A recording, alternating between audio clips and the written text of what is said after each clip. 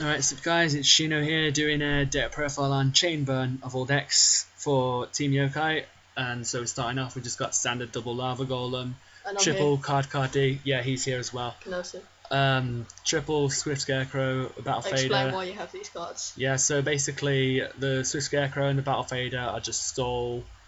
These basically card cards are basically just part of your draw engine, and Lava Golems are just amazing. Get rid of problem monsters like Shien if you're randomly playing 6 Samurai. I'm struggling to think of an actual meta example right now, but what are you trying to get rid of? Basically, because you tribute 2 of your opponent's monsters to summon it to their field, you just get rid of, any problem monsters. Well, it got rid of my Machinus. Yeah, but you just get rid of get rid of Cybers. You get rid of problem monsters because Cybers and stuff, because it's not card effect, is it? They're not problem monsters though. I mean things that actually negate things like Notoria Beast. Yeah. Well, Notoria Beast, if someone's playing Raccoons, or Barkion, that's worse. And just burn them for a 1k every turn, and it creates a Chain Link 1, which you can then build up for more damage with Chain Strike, or using less cards to activate your accumulated fortune. I'll get onto that later. So basically draw engine, stall, and burn. The way Chain Burn works is essentially there's 3 components to the deck: draw, stall, and burn. You burn with the burn cards, you stall with the stall cards to get to the burn cards, and you draw with your draw cards to get to your burn cards, and all of which add to your chains for Chain Strike and accumulated fortune. And in spells we have 1 day of peace. You basically play it, end, and let your opponent just end because they're not going to do anything, and then it's essentially a pot of greed. And your opponent gets more cards, which is good because Secret Barrel is a thing. And then you have Duality. You don't special summon except for Lava Golem and Battle Fader to your opponent's turn. So Duality is great just as a card filler. Scapegoats are great unless your opponent's playing Gaia Dragon, in which case your ass gets trampled over.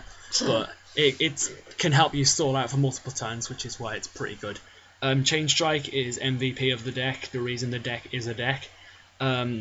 If you play the deck right, you save your cards. You save as much as you can until you have Chain Strike or Accumulated Fortune. Then you make a massive chain, and if you have Chain Strike, you burn them for at least 2k. And you try and let your opponent have Chain Link 1. You basically control the game if you're playing the deck right, and your opponent has Chain Link 1, which can be even Lava Golem, and you can usually end up getting 2400 damage off of the Chain Strike. Waboku. 1 Waboku and 3 Threatening Roar is just more stall. You can just configure it how you want. Threatening Roar is a better card than Waboku, so I play 3 and 1. Same with Scarecrow and Fader. Just 3 Justice Desserts and 3 Barrel and 2 Ojama Trio. These kind of all go together. Activate one of these in a chain or both, and then activate an Ojama Trio as a link after, so it resolves first, so your opponent gets 3 tokens and does extra damage with Justice Desserts and Secret Barrel. Ojama Trio also is great because you obviously can't exceed with tokens. You don't want to draw. And they can't be tributed for a tribute summon either, and they have no attack, so you're essentially just giving your opponent useless monsters, unless they're playing a synchro deck, in which case they can actually use them. But there's like one problem with them sometimes. Like if they've already got like a nearly filled out field and you draw. Yeah, but if they've already got a nearly filled out field, it's fine because Justice Desserts is going to do a lot of damage anyway.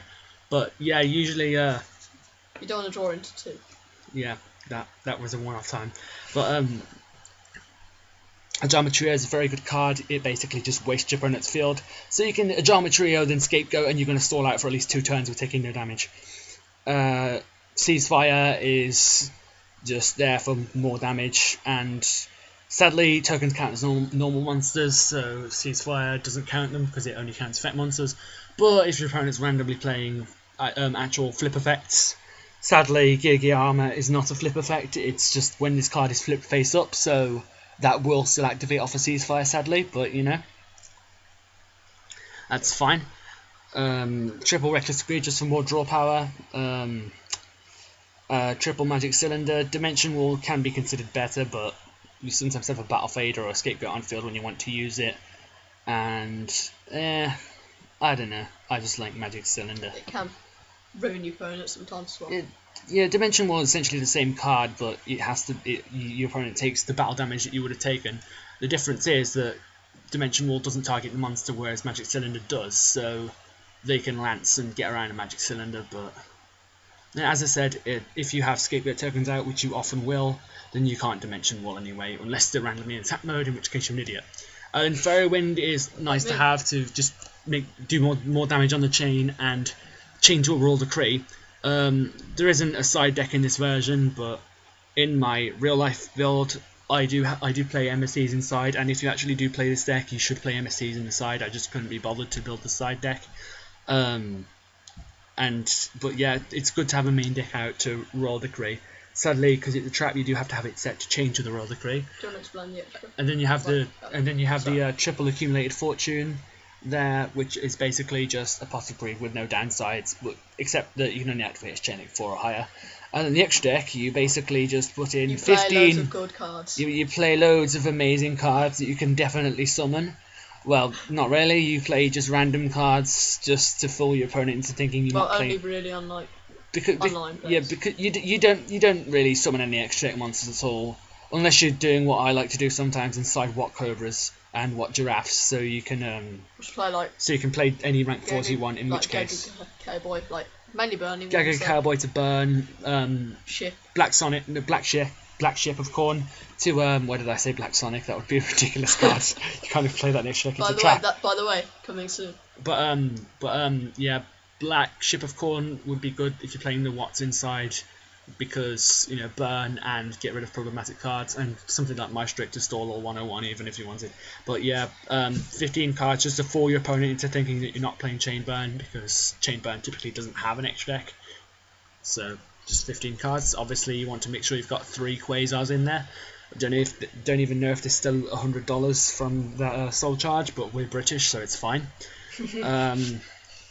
So yeah, that's basically the deck, guys. That's been Shino signing out, and also Konotsu. Yeah, him. Yeah, well. And check out Shino's channel, Card Games for Scrubs. It will have content soon. It's mainly going to be Link like will be in the rules, game mechanics, rulings for newer players. Yeah. All right. And the only reason he's doing this because he's in the team, and I don't know what's going on with the team at the moment, but yeah. That's it basically. So see you.